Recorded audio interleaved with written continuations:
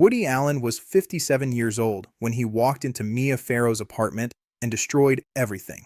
The woman he'd loved for 12 years. The family they built together. His reputation. His legacy. All for someone who called him Uncle Woody.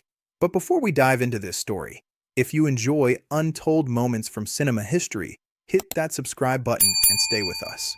It was January 19th, 1992. 3:15 in the afternoon on a cold Manhattan Sunday. Mia Farrow was alone in her darkroom on the Upper West Side of Manhattan, in her sprawling Dakota building apartment. The same building where John Lennon had lived and died. The same building where Rosemary's Baby was filmed. History seemed to seep through the walls of this place. Mia was developing photographs from Dylan's 7th birthday party the week before. The familiar chemical smell of developer and fixer filled the small, cramped space as images slowly materialized in the solution baths. Family moments captured forever. Laughter around a dinosaur-themed birthday cake. Children playing in Central Park. Normal life. The kind of moments that seem precious only after they have been destroyed forever. She'd been living with Woody for 12 years, but they'd never married, never shared the same apartment. Woody lived across Central Park in his own penthouse, visiting regularly but maintaining his independence. It was an arrangement that worked for both of them, or so Mia thought until that afternoon when her world collapsed. Then she found them. Pictures of her 21-year-old adopted daughter, Soon-Yi Previn. Naked, intimate, graphics hidden among the innocent family snapshots. Taken by the man Mia had shared a bed with for over a decade. The man who'd helped raise Soon-Yi since she was 10 years old. The man who'd played uncle, mentor, father figure to all her children for 12 years.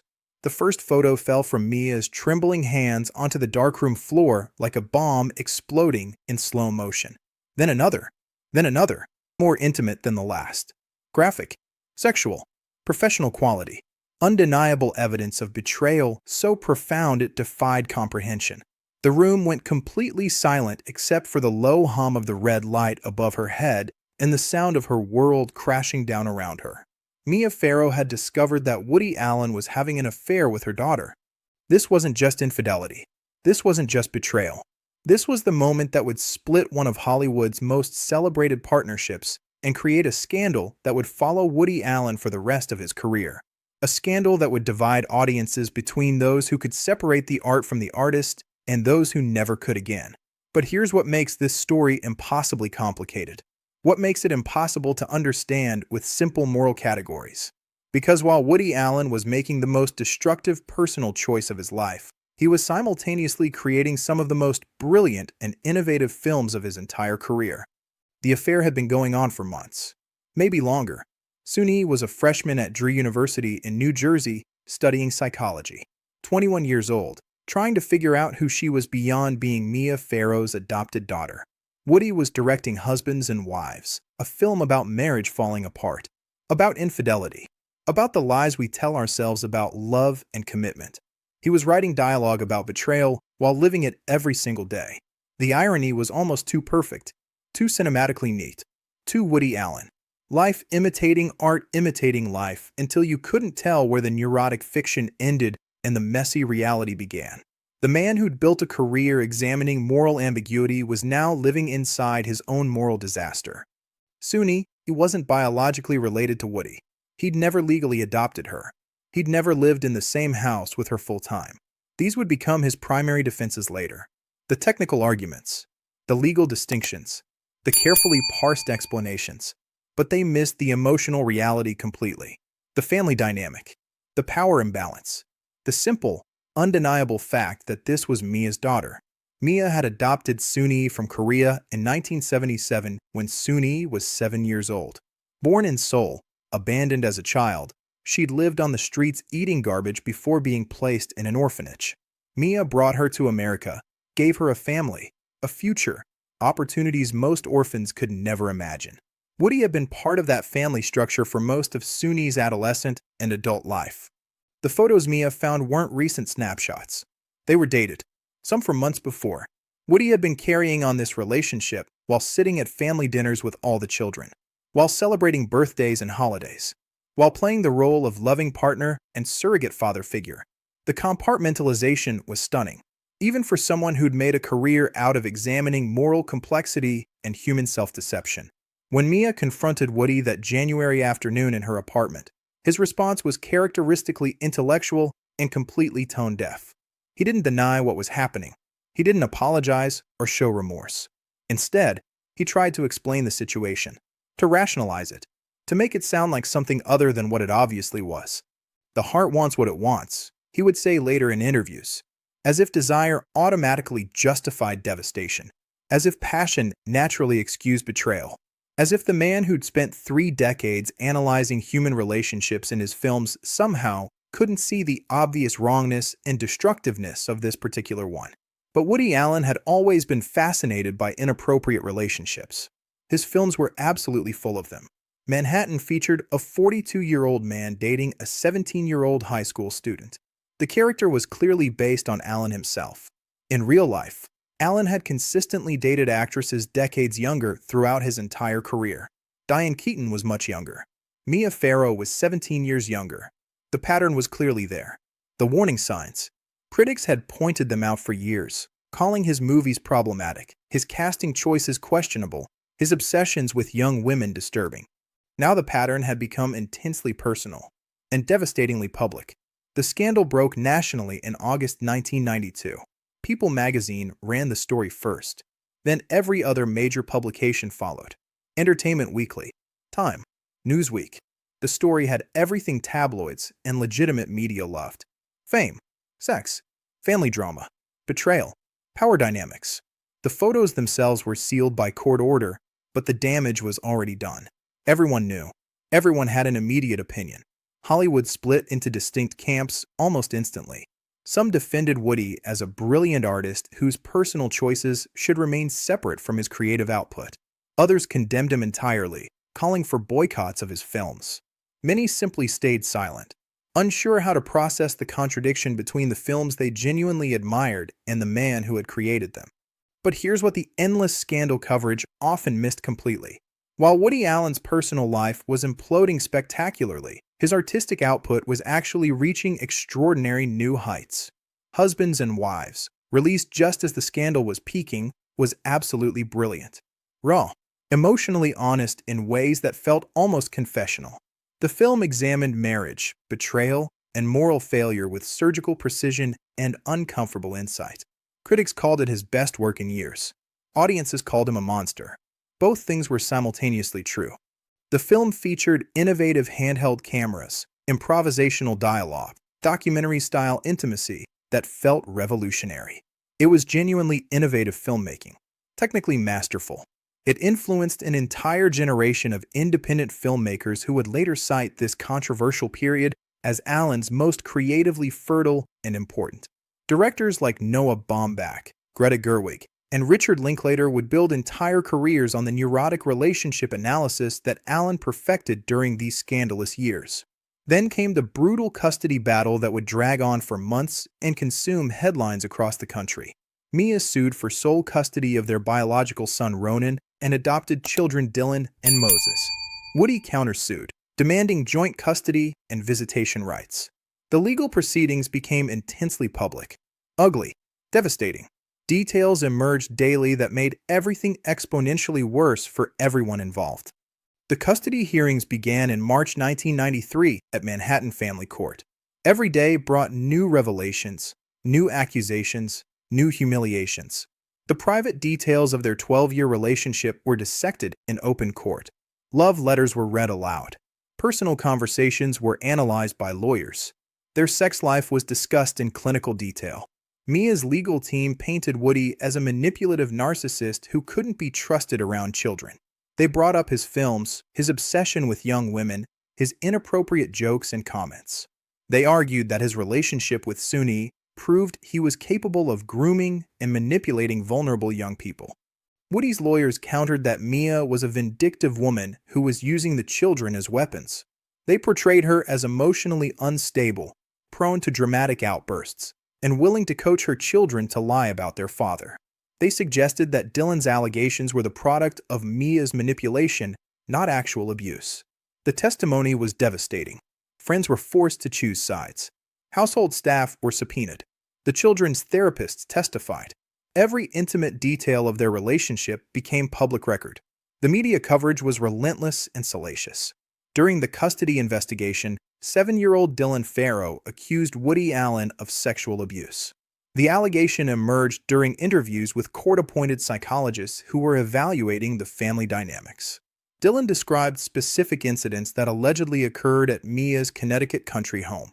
The allegation was immediately and thoroughly investigated by multiple agencies. Connecticut State Police opened a criminal investigation. The Child Sexual Abuse Clinic at Yale New Haven Hospital conducted extensive interviews with Dylan over several months. New York Social Services launched their own inquiry. Multiple professionals examined Dylan using state-of-the-art techniques for interviewing child witnesses. The investigations were exhaustive. Polygraph tests were administered. Psychological profiles were created. Physical evidence was examined. Dylan was interviewed by specialists trained in detecting false memories and coach testimony. Every possible angle was explored by professionals who understood how complex these cases could be. After months of investigation, no criminal charges were ever filed. The Connecticut prosecutor's office announced they found no credible evidence of abuse. The Yale New Haven Clinic concluded that Dylan's statements appeared to be coached and unreliable. Multiple experts raised concerns about possible contamination of Dylan's memory through repeated questioning and suggestion. But the damage to Allen's reputation was catastrophic and permanent. Even without criminal charges, even with expert testimony questioning the allegations, the mere existence of the accusation changed how people viewed him forever. Woody lost the custody case completely. The judge called his relationship with Soon-Yi grossly inappropriate and a demonstration of poor judgment. But the sexual abuse allegations couldn't be legally proven. The truth, as always with Allen, remained frustratingly complicated, contested, unclear, impossible to resolve definitively. Soon-Yi defended their relationship publicly and aggressively. She gave detailed interviews calling Woody kind, gentle, intellectually stimulating, and genuinely loving. She described Mia as controlling, manipulative, and vindictive. She painted herself as an intelligent adult making her own romantic choices, not a victim of grooming or manipulation. Her perspective complicated the narrative considerably, but public opinion had shifted dramatically and permanently. The man who'd made neurosis charming and intellectual anxiety appealing had become genuinely disturbing to many viewers. His films, once celebrated for their intelligence and sophisticated wit, now felt uncomfortable and suspicious. The age gaps in his movies seemed less quirky and more predatory. The intellectual justifications felt hollow and self-serving. Woody and Soon-Yi married quietly in 1997 in Venice, Italy. They adopted 2 daughters together, Bashay and Manzi. By all reliable accounts, they built a stable, loving, functional family. Friends consistently described Woody as a devoted father and attentive husband. The marriage endured, thrived, even. Whatever the origins, it became genuine. But the creative and professional cost was absolutely enormous. Woody Allen went from being universally celebrated to permanently divisive virtually overnight. Major stars stopped working with him. Studios became increasingly reluctant to finance his films. His American audience eroded steadily, though European appreciation remained surprisingly strong throughout the controversy. The irony is that this controversial period actually produced some of his most interesting and morally complex work. Films that grappled directly with moral ambiguity, guilt, and the possibility of redemption. Crimes and misdemeanors explored whether moral people could commit immoral acts. Matchpoint examined luck versus justice. Blue Jasmine dissected self-delusion and denial. Movies that seemed to examine his own moral failures through carefully constructed fiction. Cate Blanchett won an Oscar for Blue Jasmine in 2014. Her acceptance speech explicitly thanked Woody for his brilliant writing and masterful direction. But by then, the Me Too movement was emerging powerfully. The Dylan Farrow allegations resurfaced with renewed intensity. Hollywood's tolerance for moral complexity and artistic separation was diminishing rapidly. Amazon canceled a multi-million-dollar production deal with Allen in 2018 after the allegations resurfaced during the Me Too movement. The deal, originally worth over $60 million, would have allowed Allen to make multiple films exclusively for Amazon's streaming platform. But as public opinion shifted against figures accused of sexual misconduct, Amazon executives decided the association was too risky. Publishers dropped his autobiography in 2020 after massive backlash from employees and authors. Hachette Book Group had planned to release Allen's memoir, but staff members staged protests and several high-profile authors threatened to leave the publisher. The book was ultimately published by a smaller press but received minimal promotion. Major actors publicly regretted working with him. Greta Gerwig, who had starred Into Rome with Love, said she would not work with Allen again.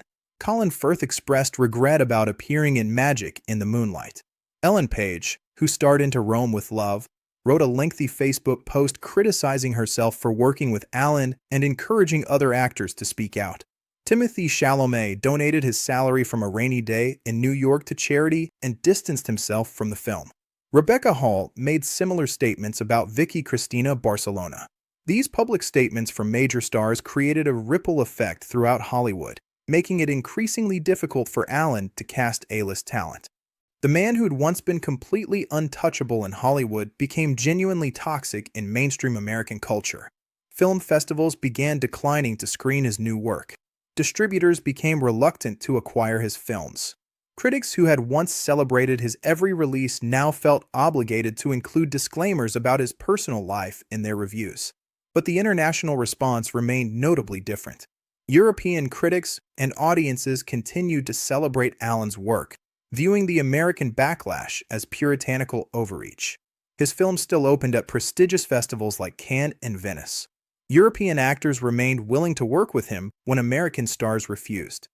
This cultural divide highlighted the different ways societies process allegations of misconduct and questions about separating art from artists. European intellectuals argued that Allen's artistic contributions shouldn't be erased because of unproven allegations. American critics increasingly argued that supporting Allen's work meant complicity in a culture that protects powerful men from consequences.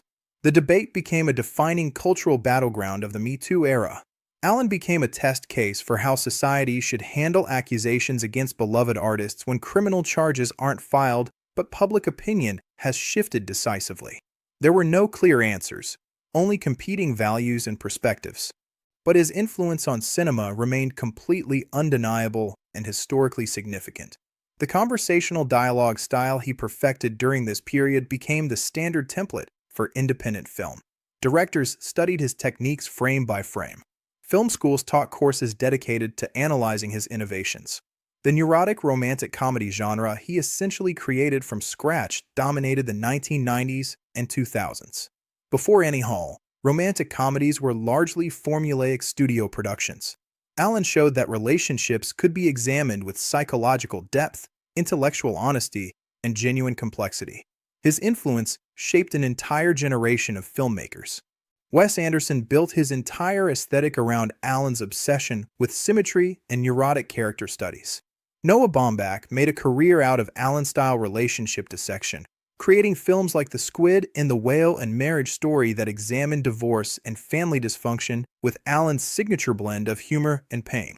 Greta Gerwig's directorial style, particularly in Frances Ha and Lady Bird, borrowed heavily from Allen's techniques for creating intimate, character-driven narratives. Richard Linklater's Before trilogy used Allen's conversational dialogue approach to create some of the most acclaimed romantic films of the modern era. Even directors who never acknowledged Allen's influence showed clear technical debt to his innovations.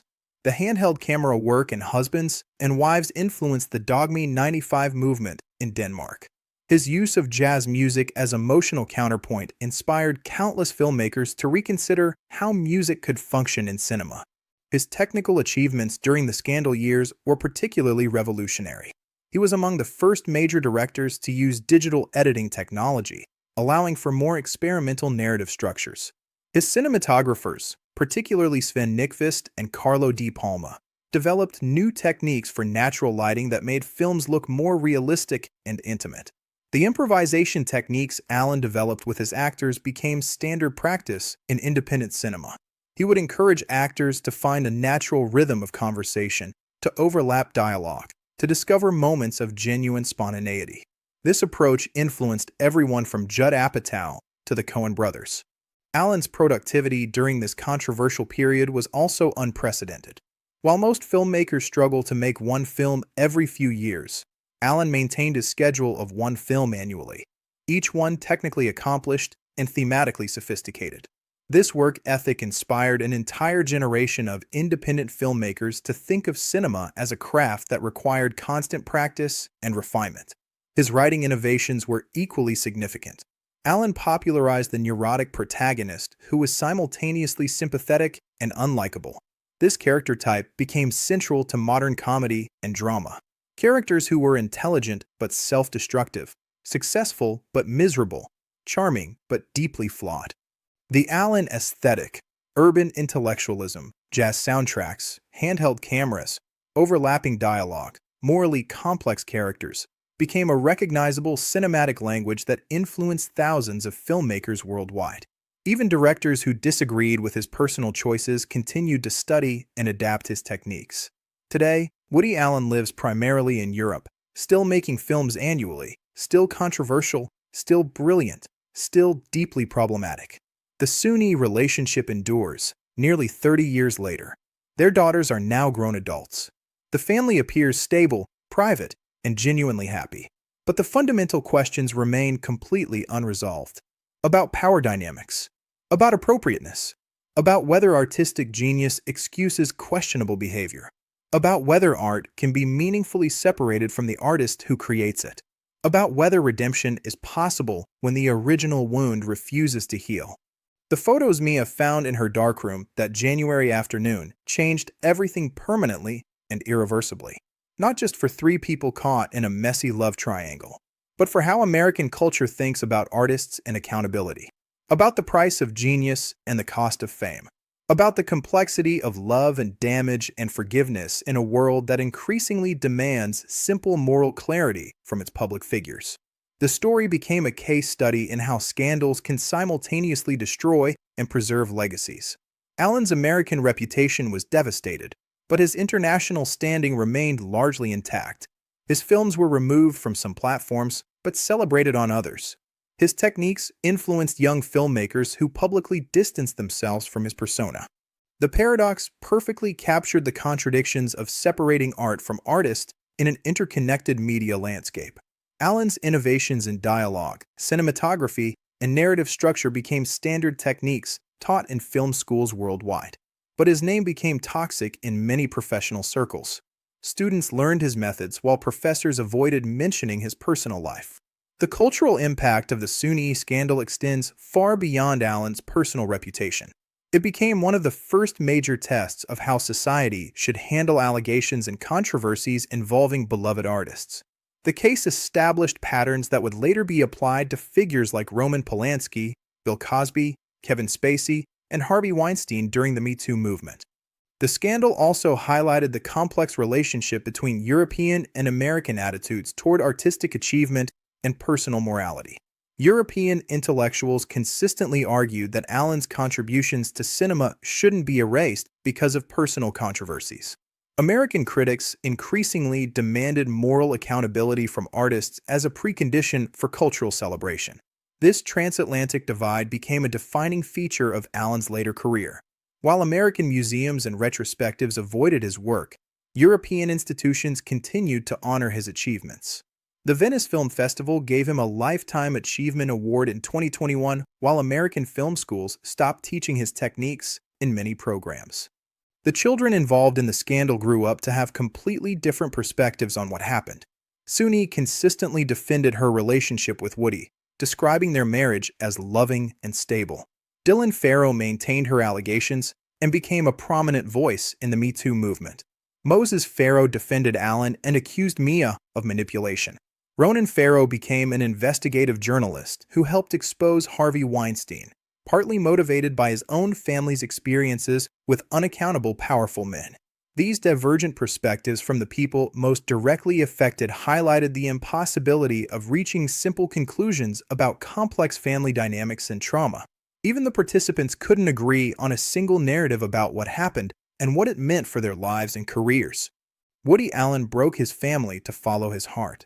He found lasting happiness with Soon-Yi. He created masterful films about moral failure and human complexity. He lost his American audience almost entirely. He kept making innovative art. He remained permanently controversial. He stayed married. He never publicly apologized for anything. The story doesn't have a clean ending because real life refuses simple resolutions. It never does with artists like him. Love and damage, genius and failure, all existing together in the uncomfortable space where life gets complicated and art gets made and moral questions resist easy answers. If this story gave you a new perspective, there's more coming. Hit the bell icon so you don't miss the next Untold moment.